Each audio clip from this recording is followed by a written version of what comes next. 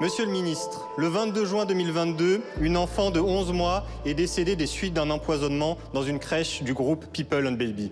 Ce drame a eu l'effet d'un électrochoc. Il a libéré la parole des parents et des professionnels concernant la maltraitance des enfants au sein des crèches privées lucratives. Nous parlons d'humiliation, de privation, de violence verbale ou physique. En France, il est devenu au fil des mois l'enfant terrible de l'Assemblée nationale, le premier opposant aux crèches privées. Allez-vous mettre un terme à ce système qui maltraite nos enfants au nom de l'argent roi?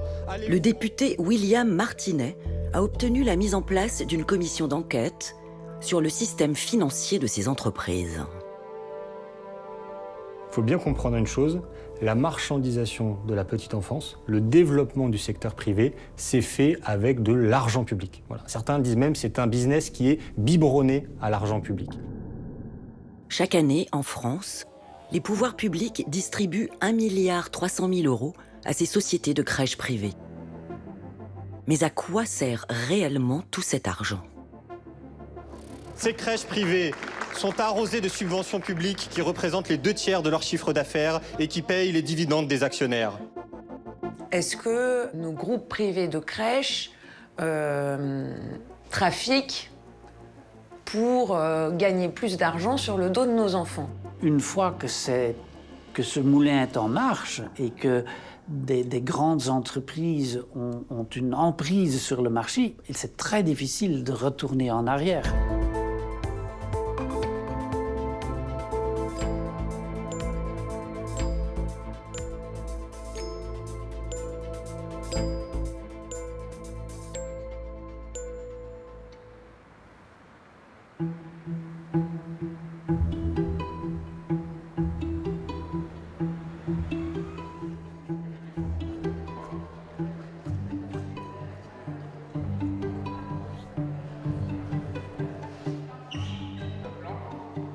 Si on peut éviter ce jeu de cache-cache et se dire et répondre aux questions de façon un peu plus transparente, je pense que ce serait dans l'intérêt de... Monsieur Martinet a raison, vous répondez sous serment. Officiellement, ce n'est pas un procès. Mais devant les députés, les patrons des 4 plus grandes entreprises françaises de crèches privées sont contraints de lever le voile sur certaines de leurs pratiques financières. Qu'est-ce qu'on fait de l'argent public ? Je vais vous dire ce qu'on fait de l'argent public sur un mode assez clair. On ne se verse pas de dividendes. On a des salaires qui sont très raisonnables, volontairement. La rentabilité d'aujourd'hui vous a été communiquée par Xavier Ouvrard et Vincent Bulan. Elle est à 3% avant impôt. Alors, la rentabilité, actuellement, elle est entre 0 et 1%. La rentabilité nette. En France ? Oui, mais à peu près aussi à l'étranger. Donc on vous a donné un tableau avec les 10 dernières années. On oscille entre moins 2 et plus 2% de résultats nets. D'accord ? Donc rien d'extravagant. Des résultats financiers plutôt modestes comparés au succès salué en grande pompe par le monde du business français. Quand vous interrogez les dirigeants de ces grands groupes de crèches pour leur demander combien d'argent ils gagnent, ils vous disent « on n'en gagne pas ».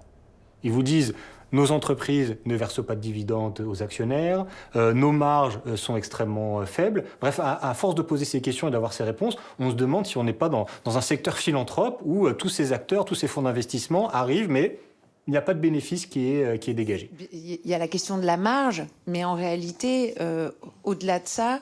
Sarah Tanzili est la rapporteure de cette commission. Cette centriste libérale n'est pas vraiment du même bord politique que William Martinet. Mais elle aussi va s'étonner des déclarations de ses dirigeants. On a regardé, en fait, vous savez, les bilans comptables qui sont rendus publics de ces structures, et on a constaté qu'effectivement, en tout cas sur le plan comptable, c'était pas des structures qui faisaient des résultats. Il y en a même certaines qui cumulent sur plusieurs années du déficit. Et donc on s'est posé la question de se dire, mais alors, quel est l'intérêt ? On enquête un petit peu plus, on creuse, et là on se rend compte qu'il y a des mécanismes qui permettent de créer de la rentabilité d'une autre façon. Vous nous avez dit, nous avons une seule SCI. Ces dirigeants ont en effet trouvé une astuce pour s'enrichir personnellement. Ils vont se servir de leur crèche pour se constituer un vaste patrimoine immobilier.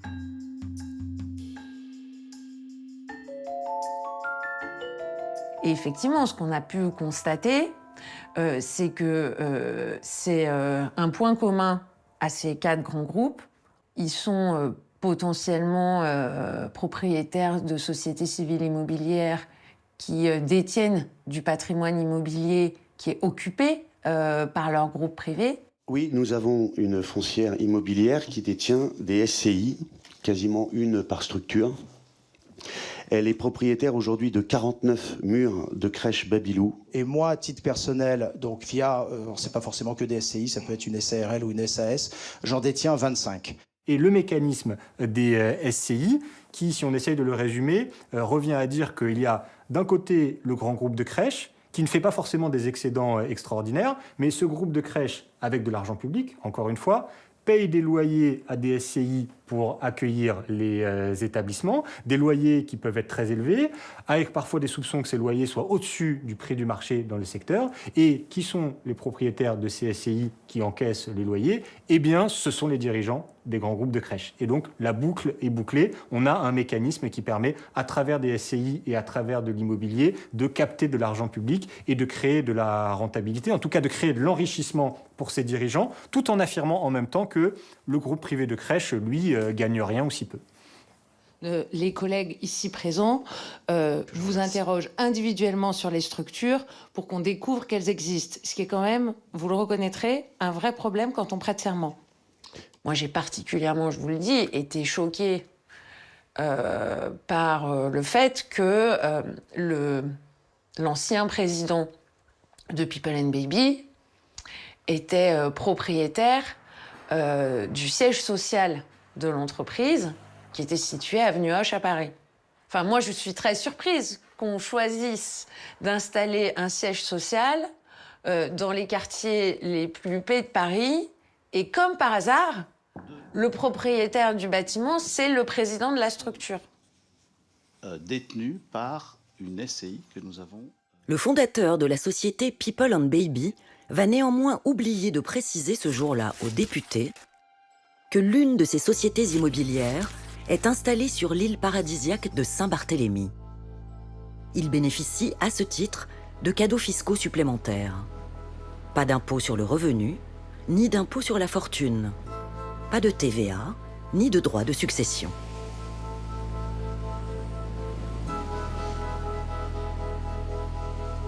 L'enrichissement personnel est décidément un tabou pour ces patrons de crèches privées. William Martinet l'a bien compris.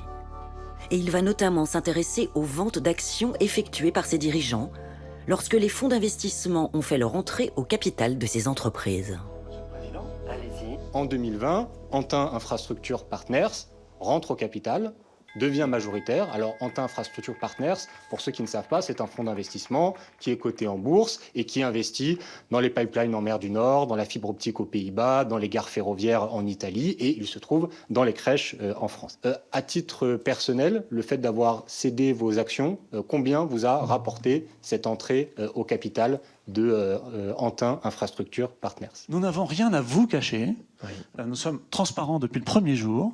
D'accord ? Nous allons répondre à votre question, mais comprenez que pour des raisons de secret des affaires et de respect de la vie privée et familiale, nous proposons et nous demandons de répondre à cette question sous huis clos avec une non-inscription au rapport, s'il vous plaît. Non-inscription au rapport. Vous allez nous l'écrire.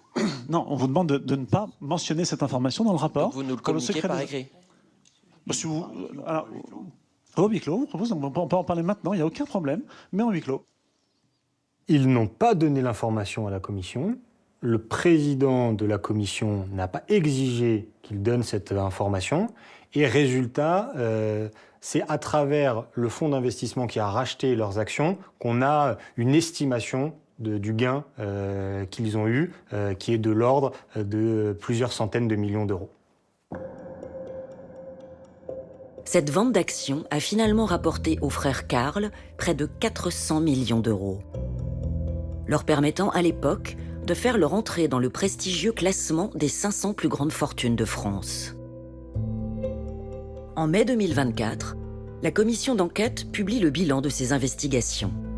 Elle préconise notamment un encadrement plus strict des crèches privées en France. Des recommandations balayées quelques semaines plus tard par la dissolution de l'Assemblée nationale.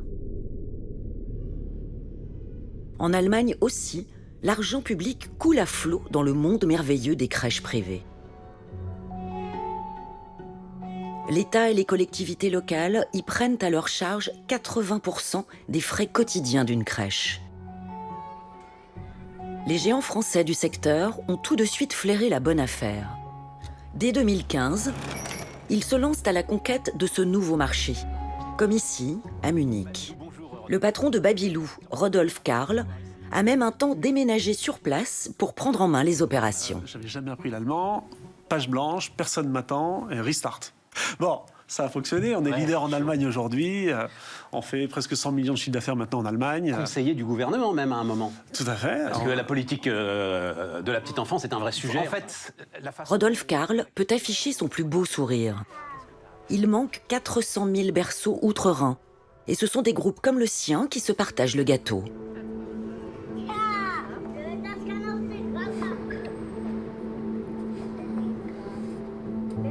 Parmi les victimes de cette pénurie, Alexandra et son mari Joshua. Comme de nombreuses familles munichoises, le couple a cru ne jamais parvenir à faire garder leur fille, Léa Marie.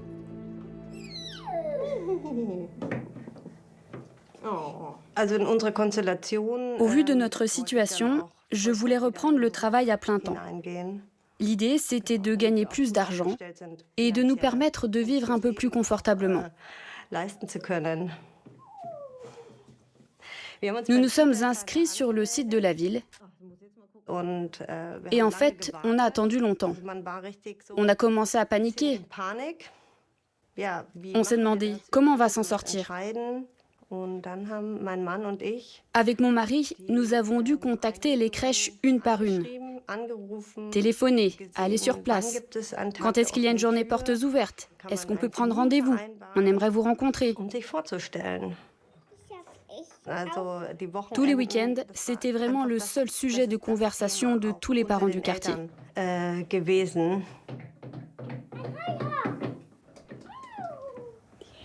Mais le debout. Oui, sur ses deux jambes. Après 6 mois de recherche acharnée, les parents de Léa Marie ont enfin trouvé une solution dans une crèche privée, comme une famille sur 5 à Munich, à un tarif initialement très raisonnable, 250 € par mois. Pour attirer les multinationales de la petite enfance, la municipalité a mis en place un généreux système de subventions publiques.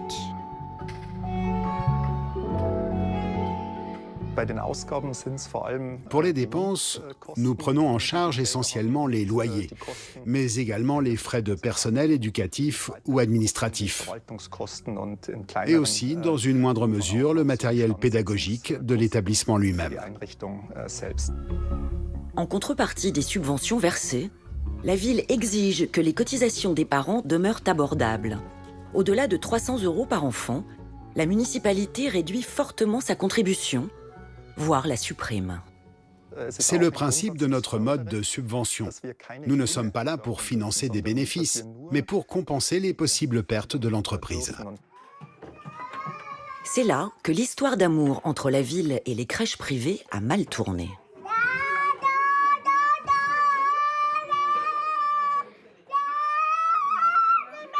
Les entreprises considèrent que ce système ne leur permet pas d'atteindre une rentabilité suffisante. Elles ont donc porté l'affaire devant les tribunaux pour obtenir la liberté des prix et les subventions publiques. Le beurre et l'argent du beurre, en quelque sorte.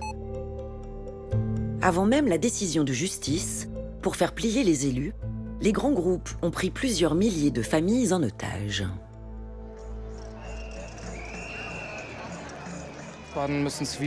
Nous devons quitter notre crèche parce que nos frais de garde passent de 250 € par mois à 1 000 € à partir de septembre. Les entreprises de crèches ont provisoirement renoncé aux subventions et triplé au même moment les tarifs des places. Pris à la gorge, les parents en détresse sont allés crier leur colère contre la municipalité. Des crèches aux tarifs abordables pour toutes les familles. C'est ce que demandent des centaines de parents munichois. Hier, ils se sont réunis sur la place Mac-Joseph. Alexandra et son mari Joshua comptent parmi les organisateurs de ces rassemblements.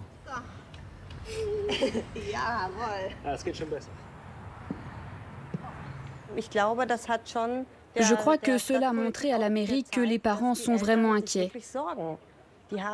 Ils ont peur pour leur avenir. Parce que si on doit tout d'un coup payer 1 000 € de plus par mois quand on a un enfant, et le double quand on en a deux, là, nous les parents, on a vraiment eu peur. Mais comment allons-nous payer ? C'est aussi une décision difficile. Est-ce que j'ai ces 1 000 € ? Ou est-ce que je peux demander de l'aide aux grands-parents ? Ou est-ce que je dois arrêter de travailler pour la garder ?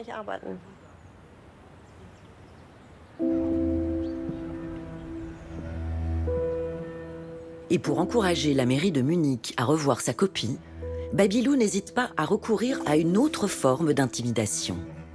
Le chantage à la fermeture de crèches.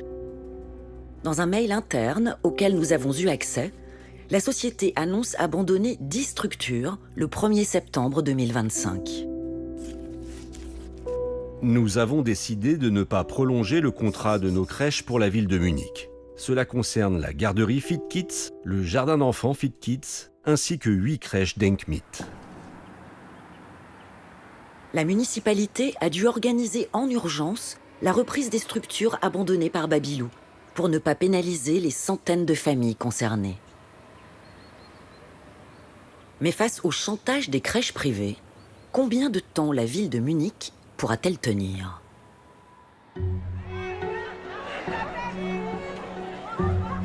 Après 20 ans de libéralisation, le secteur de la petite enfance traverse une crise majeure partout en Europe et notamment en France.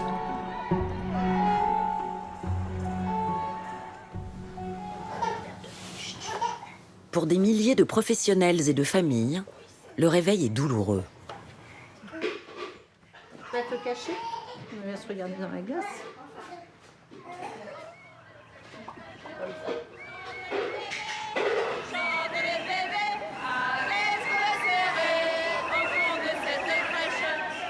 En France, le collectif de professionnels et de parents Pas de bébés à la consigne dénonce depuis plus de 15 ans les méthodes de ces crèches privées et leur influence sur les dirigeants politiques. Ce n'est pas encore une révolution, mais ça ressemble bien à une révolte. Aujourd'hui, on a tous les éléments qui démontrent la crise que traverse le secteur. Donc le gouvernement n'a pas le choix aujourd'hui que de faire des changements pour... Émilie Philippe est l'une des leaders de l'organisation. Elle-même est éducatrice dans une crèche municipale. Depuis 2009, elle tente d'imposer la voix du collectif auprès des ministres au pouvoir. Quand on rencontrait les différents ministres, en fonction de leur sensibilité plus ou moins importante sur le sujet de la qualité, on avait sans cesse besoin de se répéter, d'argumenter, de justifier et d'expliquer pourquoi c'est nécessaire d'avoir, par exemple, un nombre réduit d'enfants par professionnel, d'avoir des professionnels qualifiés. Et on avait l'impression qu'on exagérait et qu'on n'était pas entendu sur ces sujets-là. La préoccupation des élus, elle était de pouvoir contenter les familles en créant des places. Donc la question de la qualité, c'était pas pour eux un cheval de bataille. À chaque élection présidentielle, les candidats s'engagent à créer des dizaines de milliers de places de crèche, 100 000, 200 000, sans jamais se poser la question de savoir qui va les financer, comment elles vont se monter, quels vont être les personnels dedans. La République, c'est celle du droit opposable à la garde d'enfants. Ce qui supposera de créer 500 000 places, aussi bien en crèche collective qu'en moyenne. Nous allons mettre en place un droit opposable à la garde d'enfants. Ces promesses politiques font le jeu des patrons de l'industrie de la petite enfance, qui en profitent pour obtenir une vaste dérégulation du secteur. Les acteurs privés lucratifs ont eu un lobbying extrêmement agressif vis-à-vis des ministères, vis-à-vis de ces gouvernements successifs. On a presque du mal à leur reprocher parce que pendant 20 ans, on leur a déroulé le tapis rouge. Pendant 20 ans, on leur a donné de l'argent public sans contrepartie. Pendant 20 ans, on leur a dit il faut réformer le secteur, il faut changer les normes. On vous donne le stylo, c'est vous qui allez écrire, c'est vous qui allez décider. Nous aurons à dégager sur le budget d'État plus d'1 milliard d'euros pour arriver à accompagner ces modes de garde. La solution miracle de la nouvelle secrétaire d'État à la famille, Nadine Morano, s'appelle les micro-crèches. Ce sont des petites structures limitées à 10 enfants que l'on peut ouvrir et diriger sans le moindre diplôme, avec des règles extrêmement souples. La loi autorise un taux d'encadrement d'un professionnel pour 6 enfants, contre 1 pour 5 auparavant. Les entreprises peuvent y fixer plus librement les tarifs imposés aux familles. En moyenne, près de 1 500 € par mois, contre 500 € dans une crèche classique. Le décret Morano devient l'acte majeur de la dérégulation du secteur. Ce décret-là, il a notamment sur plusieurs points tiré vers le bas les normes de fonctionnement dans les structures d'accueil petite enfance.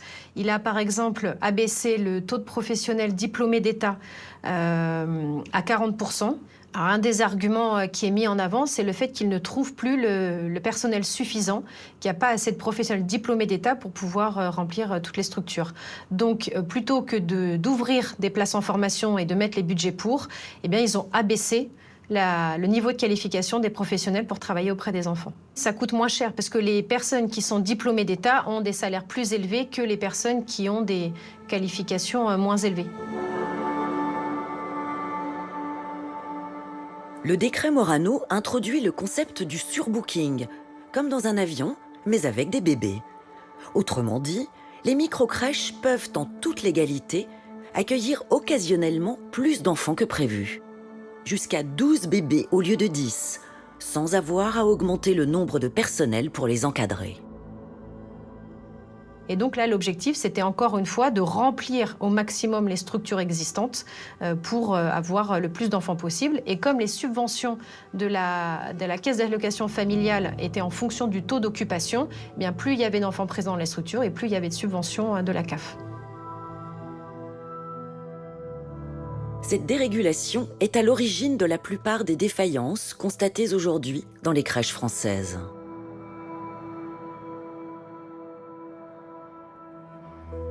Laurence Rossignol, lorsqu'elle était en poste, aurait bien aimé mettre un coup d'arrêt à ces pratiques.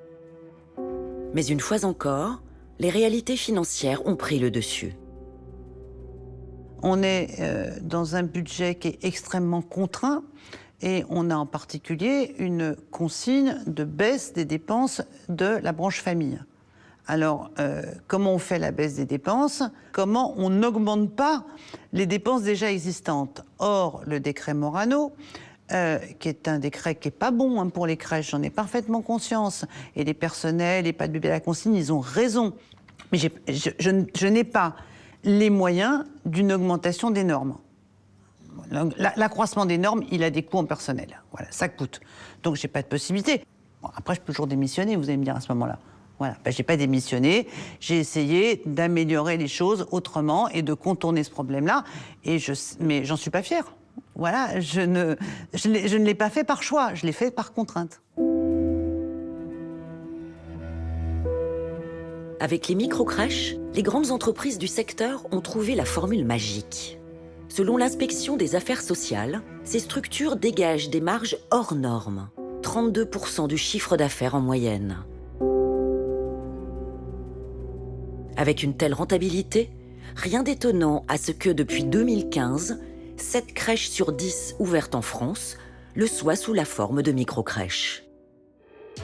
C'est devenu le placement financier en vogue. C'est rentable une micro-crèche? Micro-crèche en France génère en moyenne 200 000 € de chiffre d'affaires par an. Deux micro-crèches, on a autant de cash flow.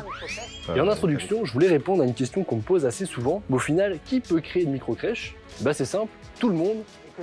Sur les réseaux sociaux, on voit se multiplier les conseils d'investisseurs plus ou moins avisés. Le guide des 6 étapes pour créer votre propre micro-crèche. Où l'intérêt recherché n'a plus grand-chose à voir avec celui de bébé. On a même débloqué 5 milliards d'aides pour la création de ces places. Donc c'est maintenant qu'il faut se lancer. La clé du succès de la formule micro-crèche tient en 2 mots.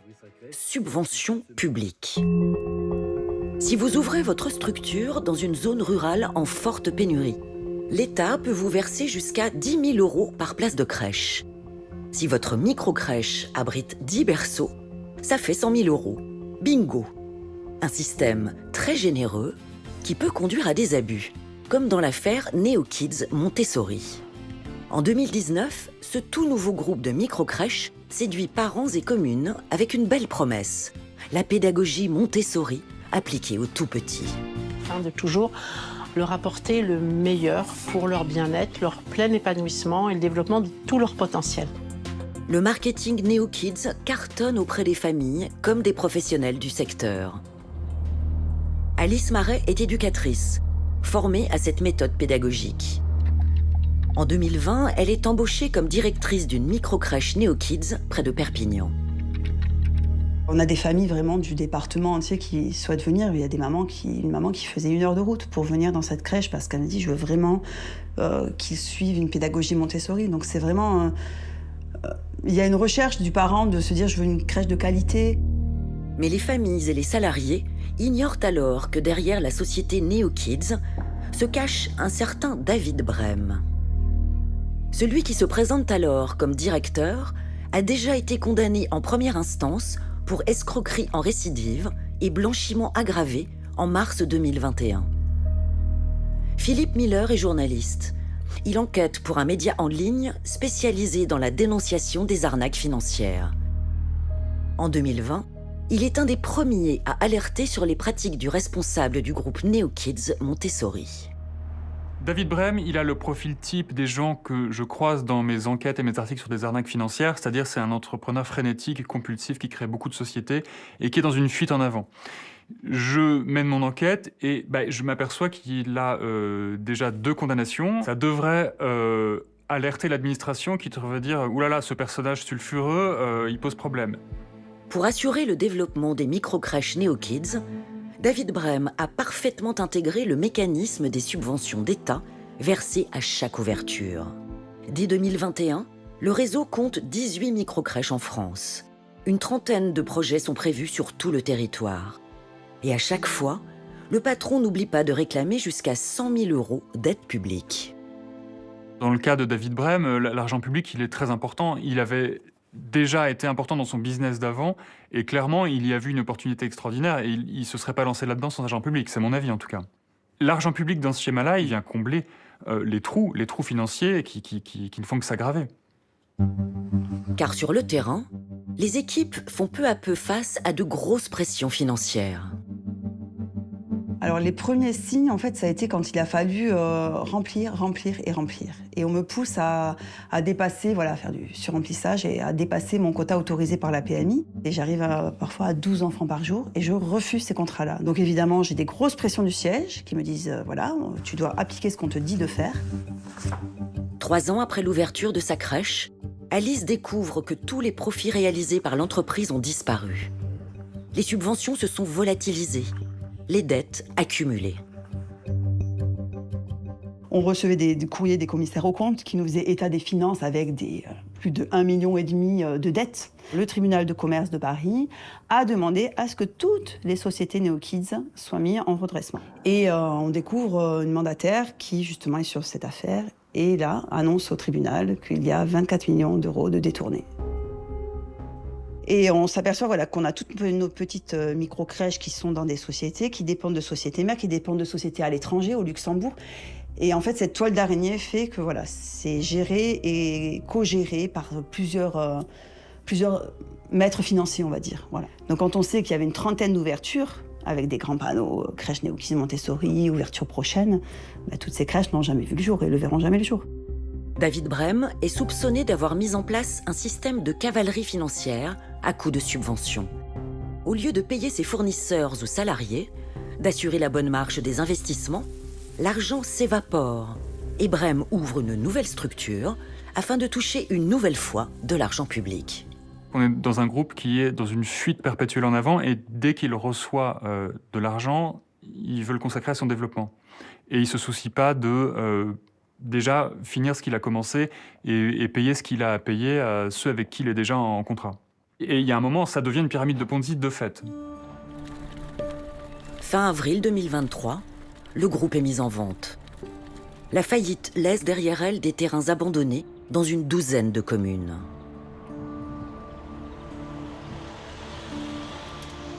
Là même où le fondateur avait promis de construire une microcrèche en échange d'une subvention publique.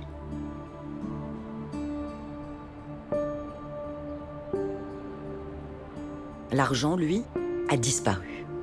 Et David Brem se cache désormais dans sa villa de la Côte d'Azur. Il n'a pas souhaité répondre à nos questions. J'en ai les larmes aux yeux parce que j'avoue qu'on s'est beaucoup investi dans ces crèches. C'était très compliqué parce qu'on accueille ces petits-enfants, ces familles. Et on se dit, c'est incroyable tout le travail qu'on a fourni pour remplir les poches. Voilà. À ce jour, la Caisse d'allocation familiale, l'organisme qui verse les subventions aux microcrèches, n'a toujours pas récupéré les fonds évaporés dans cette affaire. Dans l'univers de la petite enfance, dérégulation et argent public ne font décidément pas bon ménage.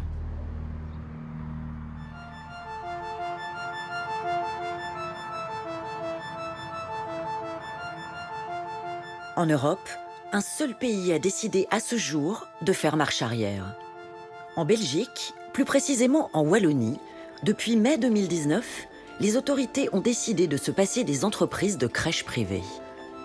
Ces dernières ont jusqu'au 31 décembre 2025 pour changer de statut et devenir des organismes à but non lucratif. Je ne suis pas d'accord. Pas comme ça. Les nouvelles règles empêchent, de fait, l'accumulation des profits dans le monde de la petite enfance.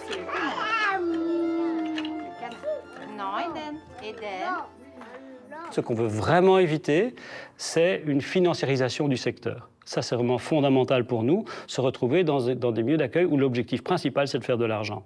Ça, on estime que ça ne correspond pas à ce dont l'État, ce dont les familles, ce dont les enfants ont aujourd'hui besoin. On veut éviter des difficultés telles qu'on a pu en connaître, je veux dire, dans le secteur, chez nous, des maisons de repos, des EHPAD en France. À partir du moment où j'essaye d'offrir un service contre rémunération relativement élevée, mais que j'essaye de rogner sur mes coûts et sur la qualité, on se met à risque. La Belgique a en effet connu une série de drames qui a endeuillé le secteur des crèches.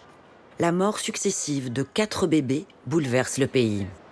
En 2016, la petite Sienna est retrouvée morte dans une crèche de Charleroi. Un enfant âgé d'1 an a perdu la vie vendredi après-midi alors qu'il était à la crèche. Il y a ce drame qui a eu lieu dans une crèche de Mariakerk, une commune de la ville de Gand.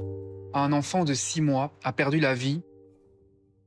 Suite à ces tragédies, le gouvernement local a lancé en 2023 une vaste mission d'audit dirigée par Michel van den Broek. Cet expert de la marchandisation des crèches a visité près de 300 structures dédiées à la petite enfance.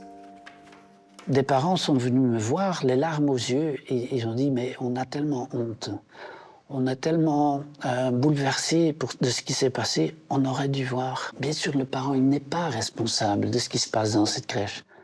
C'est une responsabilité publique d'offrir à tout, de garantir à chaque parent et à chaque enfant que la qualité sera bonne. On a vu après, pour plusieurs raisons, que ce n'était pas seulement un problème d'une personne irresponsable, mais qu'il y avait quand même un côté systémique et systématique de maltraitance dans plusieurs crèches. On est dans la crise.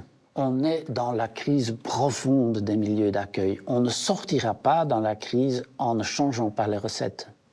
La recette de la privatisation, on l'a essayé, ça a échoué. Il faut revenir en arrière, ce ne sera pas facile. Je crois qu'il faudra au moins 10 ans pour faire marche arrière. Mais si c'est une chose de longue haleine, c'est urgent de commencer aujourd'hui. En Belgique, la remise en cause des crèches privées lucratives fait l'objet d'un virulent combat politique. En particulier dans les communes qui sont déjà en pénurie de berceaux.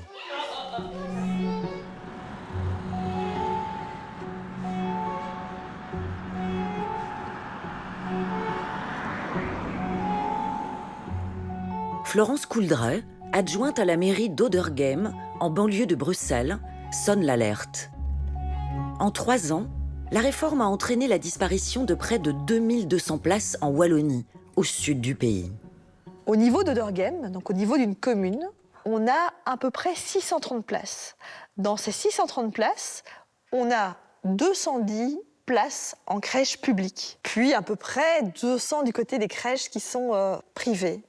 Mais donc si aujourd'hui ces structures ferment, vous imaginez la catastrophe. C'est pour ça que j'ai sorti mon petit drapeau en disant « à l'aide ». Le gouvernement de Wallonie a promis un investissement de 130 millions d'euros pour l'ouverture de nouvelles places en crèche publique ou associative.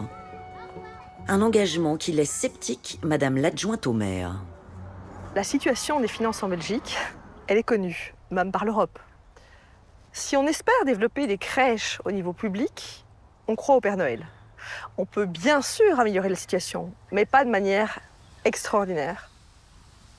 Je dis juste qu'il faut pour moi miser sur le privé et sur le public. C'est pas l'un ou l'autre, c'est l'un et l'autre. Dans sa commune, près d'un enfant sur 2 est sur une liste en attente d'une place. En Belgique, la pénurie est telle que certains parents savent se montrer très créatifs pour trouver une solution de garde.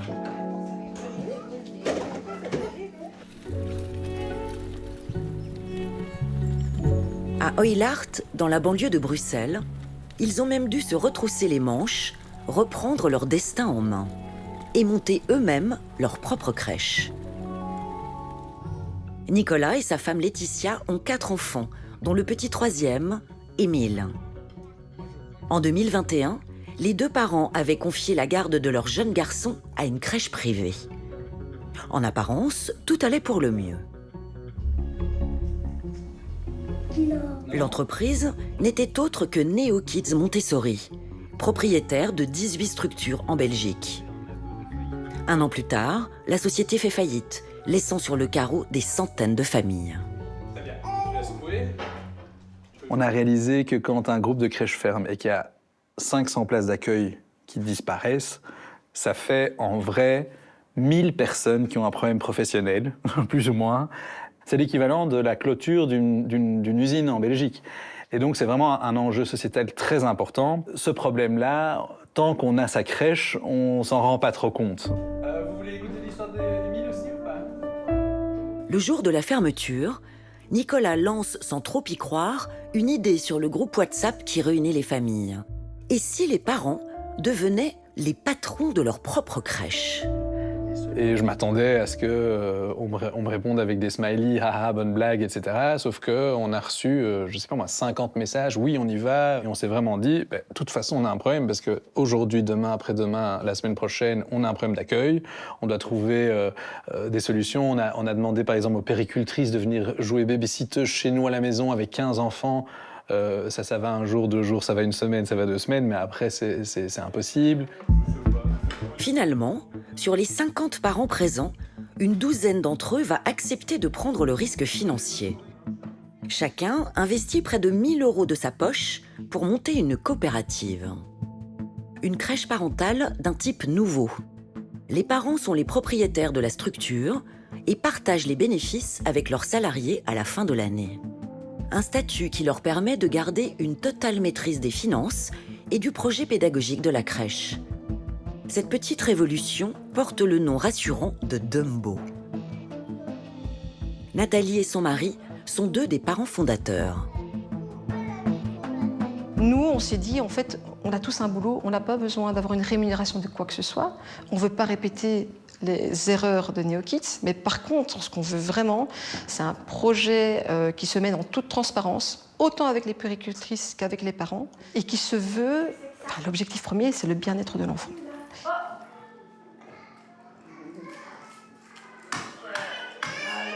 En seulement 10 jours, les parents lancent ce projet fou et découvrent très rapidement l'envers du décor de la petite enfance, ses joies et ses difficultés. Ça a pris beaucoup de temps.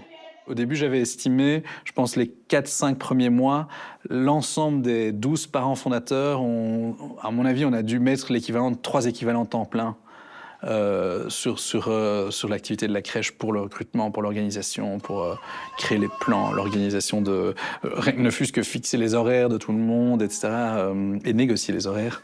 Donc voilà, c'est vrai que ça a pris pas mal de temps.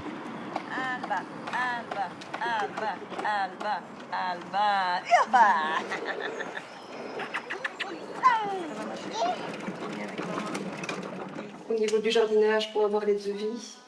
Et je pense aussi qu'à l'époque, Julien avait peut-être des pistes. Nathalie s'improvise responsable des ressources humaines, en parallèle de son emploi à plein temps. Avec d'autres parents, elle recrute Alice à la direction de la crèche. Au niveau des congés, toutes les filles, aujourd'hui, ont posé tous leurs congés jusqu'à décembre.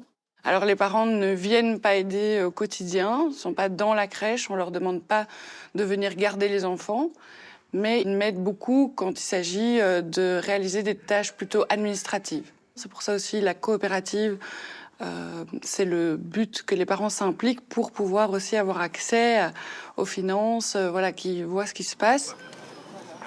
La structure de 35 places affiche rapidement complet. Mais au fil du temps, aucune nouvelle famille ne prend le relais à la tête de la coopérative. L'utopie de la crèche autogérée prend fin courant 2025. Les enfants grandissent, les parents fondateurs s'en vont et cèdent Dumbo à un groupe privé. L'expérience, fragile, menée dans ce quartier aisé de la banlieue de Bruxelles, est-elle reproductible ailleurs? Cela n'a rien d'évident. Et surtout, au-delà des familles, n'est-ce pas le rôle de la collectivité de créer les conditions optimales pour l'accueil de la petite enfance?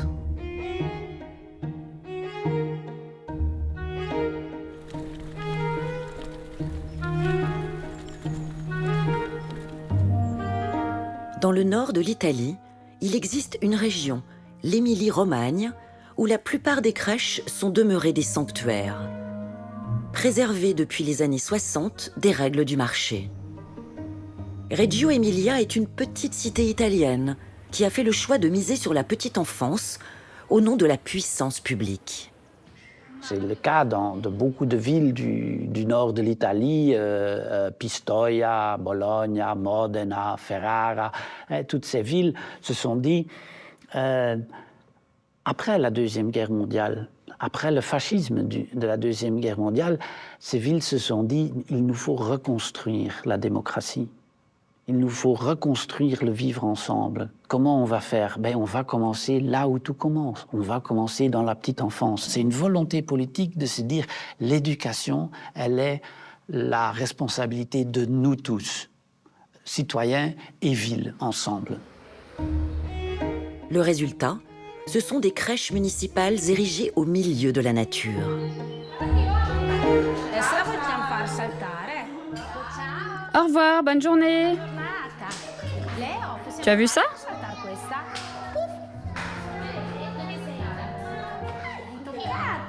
Ici, là, et là aussi, et puis là. La ville est allée encore plus loin en inventant sa propre pédagogie. Les enfants sont immergés dans un univers ludique tourné vers l'art, la découverte et le jeu.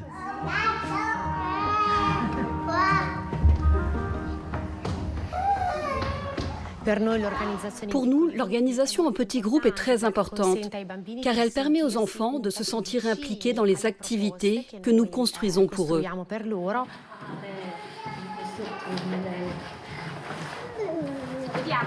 On va voir si ça se retourne.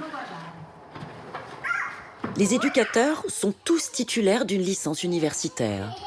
Les ateliers proposés aux enfants font l'objet d'un suivi très précis de la part des équipes. Ces comptes rendus détaillés sont mis à disposition des parents et des professionnels. C'est parce qu'il est très important pour nous de pouvoir partager à la fin de l'activité, dans les temps de formation, ce qu'il s'est passé afin de l'analyser, en prendre note et imaginer ce qu'il serait possible de proposer le jour suivant pour développer l'imagination des enfants et l'esprit de découverte.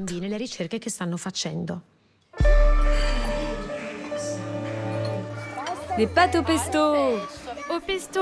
Les parents payent entre 200 et 450 € par mois selon leurs revenus. Ce modèle a évidemment un coût pour la ville, 23 millions d'euros par an. C'est 13% du budget de la commune qui est dédié à la petite enfance. En France, une ville comme Lyon n'y consacre que 5%. Pour y parvenir, la commune italienne a dû recourir à l'endettement et doit faire des économies sur d'autres postes. Le logement, la sécurité publique. Un choix totalement assumé par cette municipalité, dirigée par la gauche depuis la Seconde Guerre mondiale. Il est assez atypique que l'administration publique maintienne un tel niveau de service à la personne, y compris en Italie. Nous ouvrons les crèches à 7h30, nous les fermons à 16h, avec du personnel municipal.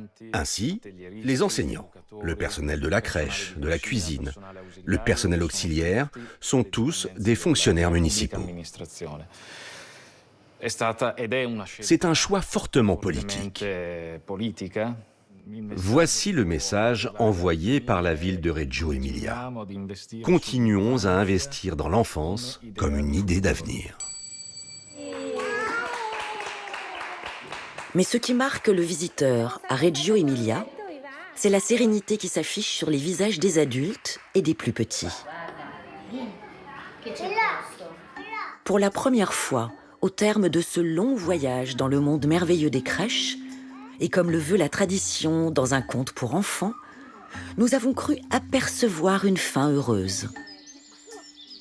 Celle qui veut qu'ils vécurent longtemps et qu'ils eurent à leur tour, qui sait, beaucoup d'enfants.